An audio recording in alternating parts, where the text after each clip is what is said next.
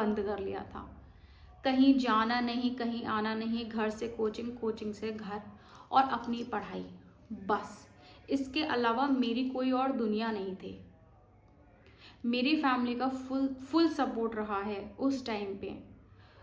पूरी 24 दिन की पढ़ाई के बाद मैं लास्ट डे, जब मेरा 8 बजे का कोचिंग होता था, तो मैं जब वहाँ पे पहुँची कोचिंग में, तो इसी दौरान मेरी जो तैयारी हो रही थी, उस दौरान मेरी दादी की तबीयत ख़राब चल रही थी। तो हमें लगता था कि वो ठीक हो जाएंगी, कोई प्रॉब्लम नहीं है, होती रहती है, उनकी एज बहुत थी तो वो सही हो जाएंगी, हमें लगता था कि नहीं ठीक हो जाएंगी। तो ऐसे ही एक दिन क्या हुआ कि मैं कोचिंग गई थी और जैसे ही मैंने वहाँ पर अपना बैग रखा तो मेरी सिस्टर का फ़ोन आता है कि मतलब दादी ख़त्म हो चुकी है, मुझे ये खबर मिली। तो जब ये खबर मुझे मिली तो मैं आपको बता नहीं सकती कि कोचिंग से घर तक का सफ़र मुझे कितना लंबा लगा। और ऑलमोस्ट मेरे हाथ पैरों में शिवरिंग हो रही थी। मुझे लग रहा था कि भगवान ऐसा क्यों कर रहा है, इतनी परीक्षा क्यों ले रहा है।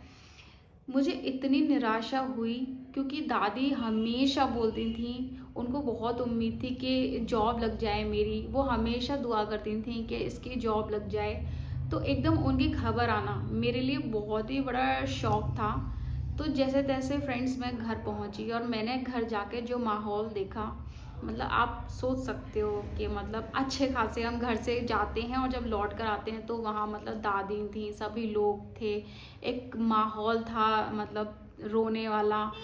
तो जैसे ही मैं गई और मतलब I was shivering so badly, तो मैंने उनको देखा और बस मतलब मैं बता नहीं सकती, वो जो दिन था मेरी लाइफ का बहुत ही ट्रैजिक डे था। तो दादी के गुजरने के बाद और मेरा एग्ज़ाम था, कुछ दिन बाद मेरा एग्ज़ाम था, मुझे एग्ज़ाम देना था। तो मतलब बिल्कुल ऐसा हो गया माइंड, मतलब इन्वायरमेंट भी घर का ऐसा हो गया कि मतलब पढ़ाई तो दूर दूर तक आप सोच ही नहीं सकते, सब सब परेशान है, सबको दुख है, सारे रिश्तेदार आ रहे हैं जा रहे हैं। तो ऐसे में मेरी जो मौसी थी उन्होंने बहुत हेल्प करी मेरी। वो मुझे ले गई अपने घर, उन्होंने मुझे रखा, उन्होंने हर तरीके से मेरी हेल्प करी। और मैं वहाँ पर जाना नहीं चाहती थी, लेकिन फिर भी मुझे उन्होंने समझाया, सभी ने मुझे समझाया कि बेटा तेरी तो आगे की लाइफ है, तूने इतनी मेहनत करी है और तू इतनी मेहनत कर रही है, तो अब कुछ दिन की और बात सही, तुम देखो अपना एग्ज़ाम दो, आप जाओ मौसी के यहाँ जाकर आप स्टडी अपनी कंटिन्यू करो। पर मैं जाना नहीं चाहती थी क्योंकि मैं दादी को लास्ट टाइम देखना चाहती थी। लेकिन नहीं, मैं मेरे को ले जाया गया और मैं वहाँ से चली गई सिर्फ अपने एग्ज़ाम के लिए। और मैंने दादी को मतलब दादी की जितनी भी चीज़ें थी मैं उनको नहीं देख पाई। और फाइनली जब मैं वहाँ पर रही तो मेरी मौसी ने भी एक माँ की तरह, कहते हैं ना मौसी माँ ही होती है, माँ जैसी ही होती है, तो उन्होंने एक माँ की तरह ही मेरा देख रेख किया। और उठ उठ के मुझे रात को मतलब 2 बजे उठ रही हैं, 3 बजे उठ रही हैं तो मैं पढ़ रही हूँ, तो उन्होंने मतलब बहुत मुझे सपोर्ट किया, लाके चाय बना के देती थी और देखती थी ये पढ़ रही है या नहीं। तो इस बीच मतलब एग्ज़ाम मैंने वहीं से दिया, फाइनली एग्ज़ाम का दिन आ गया और मैंने वहीं से दिया और मैं वहाँ से एग्ज़ाम देने गई। तो जब मैं एग्ज़ाम देने गई तो एग्ज़ाम देने से पहले मुझे अपनी दादी का बहुत ध्यान आया। और जब दादी का ध्यान आया तो मैं बहुत रोई वहाँ पे अपने मतलब बिल्कुल जब हम एग्ज़ाम देने बैठ जाते हैं अपनी सीट आप ढूंढ के बैठ जाते हो, तो जब मैं वहाँ पर बैठी तो मुझे अपनी दादी का ध्यान आया और आई वॉज क्राइंग, मतलब मेरे आंसू निकल रहे थे। तो जो बगल में एक और बैठी थी लेडी, उस टाइम पे एसएम का भी चक्कर पड़ रहा था, एसएम वालों का भी था, एग्ज़ाम देना था उनको। तो उनमें से एक एसएम थी जिन्होंने मुझे चुप कराया, उन्होंने बोला कोई बात नहीं, आप आगे की अपनी लाइफ देखो, जो होना था वो हो गया। तो बस मैंने अपना एग्ज़ाम दिया और एग्ज़ाम देने के बाद मैं अपने घर आई। घर में दादी का 13वीं थी, तो उसको वो प्रोग्राम होने के बाद मैंने अपना मतलब फिर हमारी आंसर कीज आई।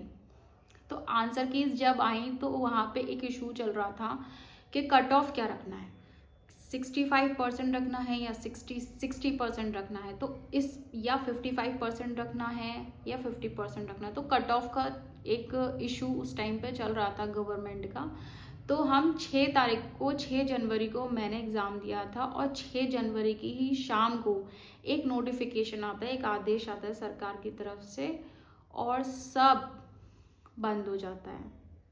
जो एक उम्मीद थी वो उम्मीद भी ख़त्म हो गई होने की। और ये 69,000 का केस कोर्ट में चला जाता है। कोर्ट में जाने के बाद काफ़ी केसेस कोर्ट में लगे, हर हियरिंग हम सुनते थे, हर अपडेट हम देखते थे कि अब शायद कुछ पॉजिटिव रिस्पॉन्स आए, अब शायद कुछ पॉजिटिव रिस्पॉन्स आए, अब शायद कुछ ऐसा होगा कि मतलब एक पॉजिटिव आएगा आंसर, शायद मेरी जॉब लग जाएगी, शायद मेरा नंबर आ जाएगा। पर नहीं, देखते देखते 2.5 साल हो गए। फर्स्ट लिस्ट निकली, मेरा नंबर नहीं था। सेकंड लिस्ट निकली, मेरा नंबर उसमें भी नहीं था। फाइनली थर्ड लिस्ट में मेरा नंबर आया। और जब वो नाम मैंने अपना देखा तो मुझे बहुत खुशी हुई, मेरे फैमिली मेम्बर्स बहुत ही ज़्यादा खुश हुए। मतलब इतना चीयरफुल माहौल हो गया था जब पता चला कि हाँ फाइनली एक जॉब मेरा हो गया है, एक गवर्नमेंट जॉब मेरी लग गई है। तो मेरी फैमिली बहुत ही ज़्यादा खुश हुई थी, बहुत ही ज़्यादा। वो मोमेंट मैं कभी नहीं भूलूंगी। तो उसके बाद मेरी फैमिली को ये लगा कि चलो ठीक है, इसने मेहनत करी तो इसको फाइनली वो चीज़ मिल गई।